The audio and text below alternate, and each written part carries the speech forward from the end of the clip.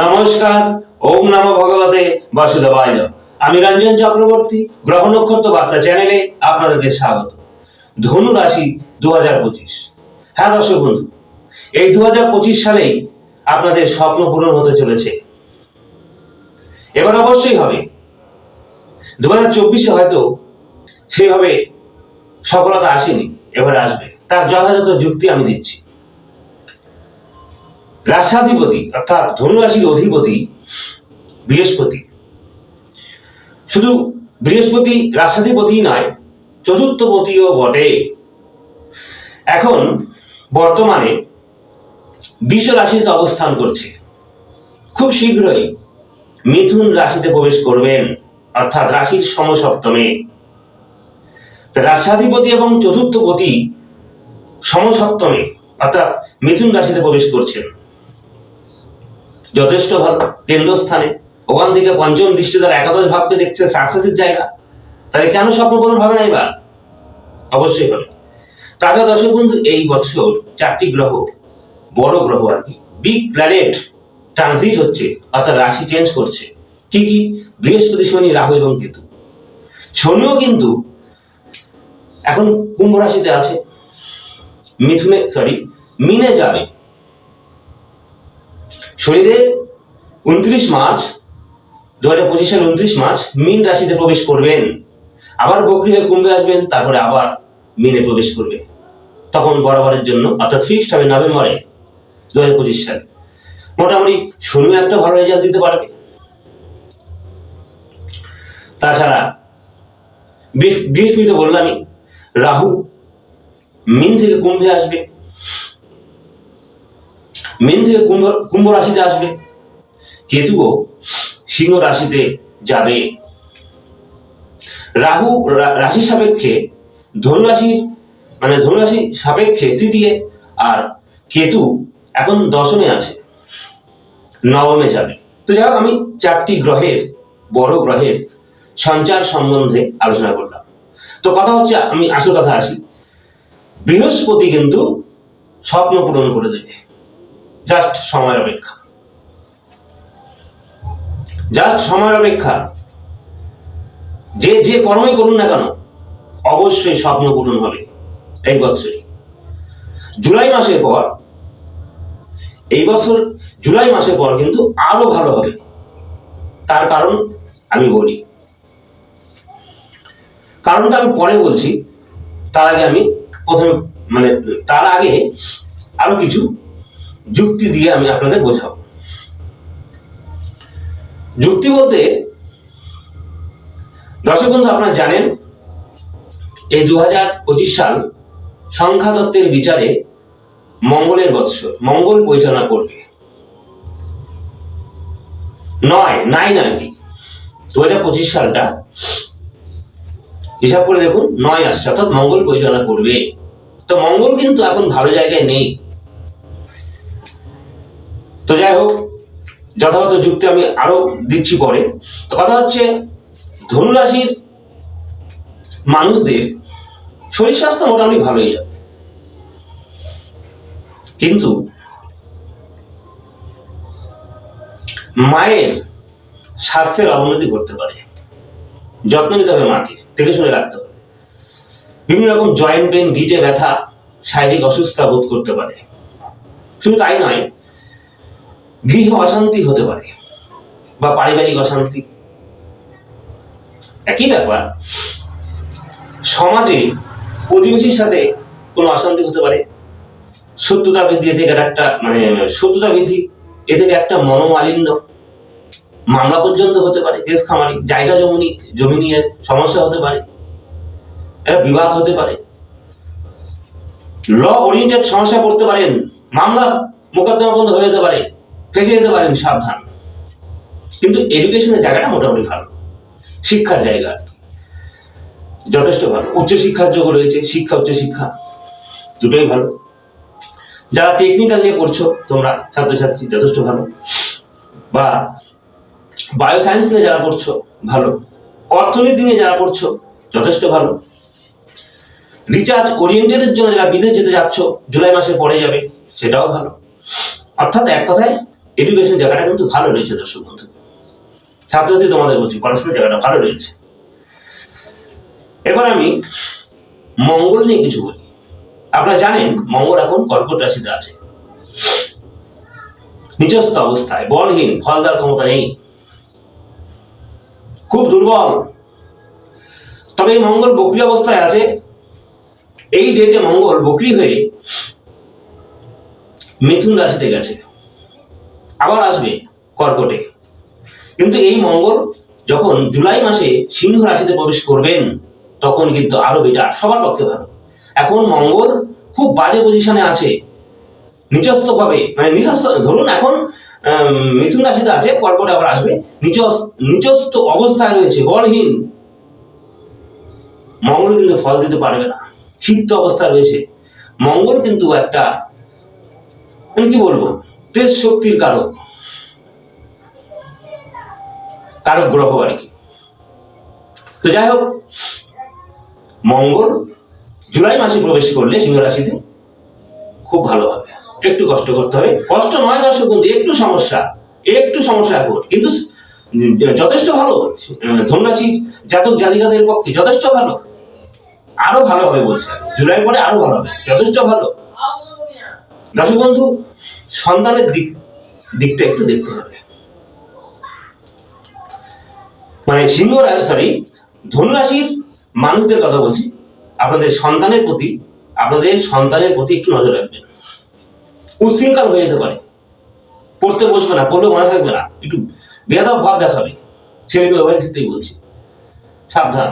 আজকাল তো মোবাইল নিয়ে জানেন, একটু দেখবেন। শুধু মোবাইল নিয়ে থাকলেই হয় না, পড়াশোনার জন্য মোবাইল প্রয়োজন, কিন্তু একটু নজর রাখতে হবে। শুধু মোবাইল নিয়ে থাকলেই হবে না, পড়ুক, কিন্তু মোবাইল নিয়ে যেন সবসময় সময় না কাটে। যাই হোক, পড়াশোনার জায়গাটা, ধনুরাশির জাতক জাতিকাদের কথা বলছি, আপনাদের ছেলে মেয়েদের পড়াশোনার জায়গাটা খুব খারাপ। শুধু পড়াশোনা না, মানে একটু বেয়াদব হয়ে উঠবে, উচ্ছৃঙ্খল হয়ে উঠবে, নজর রাখবে। তো যাই হোক দর্শক বন্ধু, এটা তো বললাম।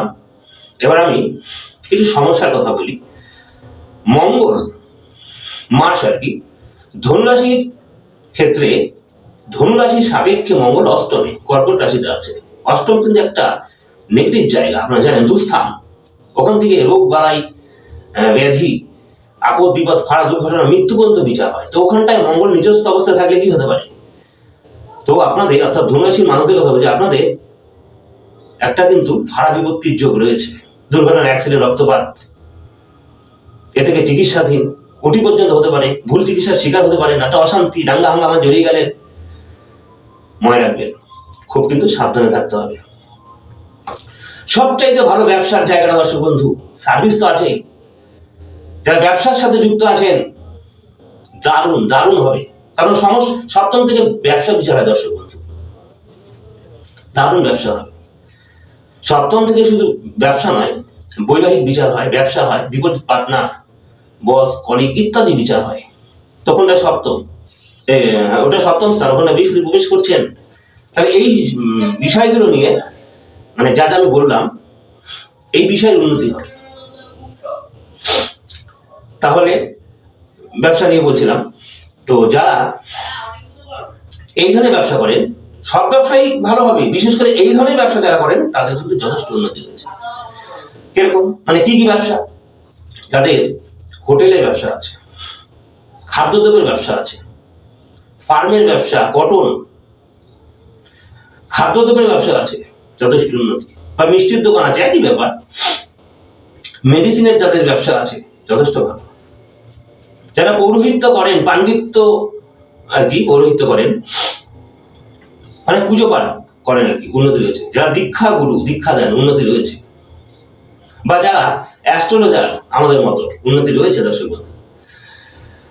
তোমায় রাখবেন, বিবাহের যোগ তৈরি করছে দর্শক বন্ধু এই বৃহস্পতি সমসপ্তমে, মানে করছে বলতে কি, এই বৃহস্পতি সমসপ্তমে যখন আসবে, ধনুরাশির সপ্তমে যখন আসবে বৃহস্পতি, খুব শীঘ্রই আসছে, তখন কিন্তু বিবাহের যোগ তৈরি করবে।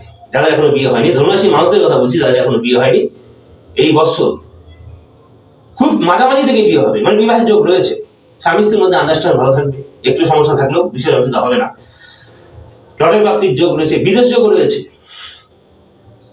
প্রেম প্রণয়ের দিকটা ভালো। আবার বলছি, বৈবাহিক জীবনটা ভালো, স্বামী স্ত্রীর মধ্যে আন্ডারস্ট্যান্ড মোটামুটি ভালো থাকবে, একটু সমস্যা হলেও বিশেষ অসুবিধা হবে না। বা যাদের ইন্ডাস্ট্রিয়াল ব্যবসা, শিল্পের ব্যবসা, কারখানা আছে আর কি, ভালো ব্যবসা হবে। লৌহ জাতীয় ব্যবসা, কালোদ্রব্যের ব্যবসা, ভালো ব্যবসা হবে। যারা ট্রান্সপোর্টের ব্যবসা করেন যথেষ্ট ভালো।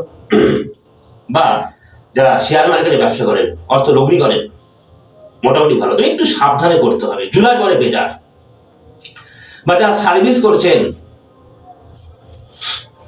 যথেষ্ট সুনাম বৃদ্ধি হবে,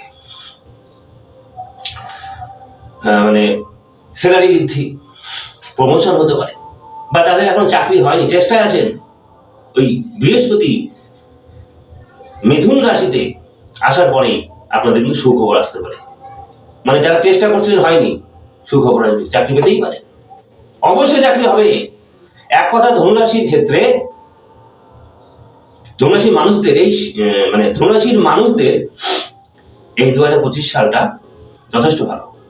বললাম না, স্বপ্নগুলো অবশ্যই স্বপ্নগুলো পূরণ হবে, দারুণ ব্যবসা হবে। তবে ইনভেস্ট একটু কম করবেন। একটু কম বলতে আমি ব্যাপারটা বুঝিয়ে বলি, জুলাই মাসের আগে ইনভেস্ট না করা ভালো। ইনভেস্ট ফাইন্যান্স করবেন না, জুলাই মাসের পরে করবেন। একটু পিছিয়ে আসুন, কম করবেন না, মানে না করা ভালো। একটু মনে রাখবেন, মানে আমার কথাটা মনে রাখবেন। আবার বলছি, ইনভেস্ট ফাইন্যান্সটা এই বছরের জুলাই মাসের পরে করবেন, এখন না করা ভালো। করলেও একটু বুঝে শুনে করবেন। দর্শক বন্ধু, তাহলে বুঝতে পারছেন ধনুরাশির পক্ষে মানুষদের ক্ষেত্রে কি কতটা উন্নতি রয়েছে। আর কাদের উন্নতি রয়েছে? যারা কলা কৌশলী, অভিনয় জগতে আছেন, বা সিঙ্গার, নাচ গান ইত্যাদির সাথে যুক্ত আছেন, সেলিব্রিটি, উন্নতি রয়েছে। তো দর্শক বন্ধু, মনে রাখবেন, যথেষ্ট কিন্তু ভালো কাটবে। কাটবে কি মানে অবশ্যই কাটবে, এবং সাকসেসের বছর 2025 সাল, মনে রাখবে। তো প্রত্যেকটা সেক্টরের উন্নতি রয়েছে প্রথম থেকেই, জুলাই মাসের পর থেকে বেটার। আবার বলছি, কর্মের জায়গাটা দারুণ রয়েছে। হঠাৎ করে দেখবেন কর্ম উন্নতি, একাধিক কর্মযোগ রয়েছে দর্শক বন্ধু, আর চাকরি তো পাবেনি। তো যাই হোক দর্শক বন্ধু, আমি যথাযথ বললাম ধনুরাশি সম্বন্ধে, মানে ধনুরাশির মানুষদের সম্বন্ধে আমি যথাযথ বললাম। মানে 2025 সাল আপনাদের কেমন যাবে আর কি, আমি কিন্তু যথাযথ যুক্তি সমেত বোঝালাম। তো 2025 সালটা আপনাদের হতে পারে, অবশ্যই হবে। সাকসেস বললাম না, সাকসেস আসবে, জাস্ট খালি একটু সময় অপেক্ষা। আর ধৈর্য ধরুন, একটু সাবধানে চলবেন। অ্যাস্ট্রোলজিক্যাল পরামর্শগুলো আপনারা মেনে চলবেন, যা যা আমি বললাম বা আমরা যারা বলে থাকি বা বলছি, একটু নজরে রাখবেন। নজর বলতে একটু খেয়াল রাখবেন, মনে রাখবেন আর কি। তো দর্শক বন্ধু, ভিডিওটি ভালো লাগলে অবশ্যই লাইক করবেন এবং কমেন্ট করবেন, এবং সাবস্ক্রাইব করে সঙ্গে থাকবেন যা নতুন। আর পাশাপাশি পাশে থাকা অল বেল আইকন বিলটি বাজিয়ে দেবেন। আবার বলছি, 2025 সালটা আপনাদের ভালো কাটুক, আমিও চাই, ঈশ্বরের কাছেও বলি। তো যাই হোক, অবশ্যই বলছিলাম যেটা নতুন, অবশ্যই সাবস্ক্রাইব করবেন। আর যারা আমার সঙ্গে আছেন তো আছেন। দর্শক বন্ধু, আমি শুধু বাস্তবিক রাশিফলই বলছি না, সমস্ত বিষয় নিয়ে ভিডিও করি। নতুনরা আপনারা হয়তো জানেন না, কিন্তু আমার সঙ্গে যারা আছেন অবশ্যই জানেন। তো নতুনরা আবার বলবো, অবশ্যই সাবস্ক্রাইব করবেন।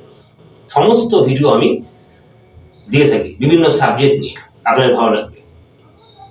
অবশ্যই কিন্তু যেটা বললাম মনে রাখবেন। পাশাপাশি এটিও বলবো, যে কোনো সমস্যার জন্য কিন্তু আপনারা আমার সঙ্গে যোগাযোগ করতে পারেন। ভিডিওর নিচে আমার ডেসক্রিপশনে আমার মোবাইল নম্বর দেওয়া আছে, ফোন করে আসবেন।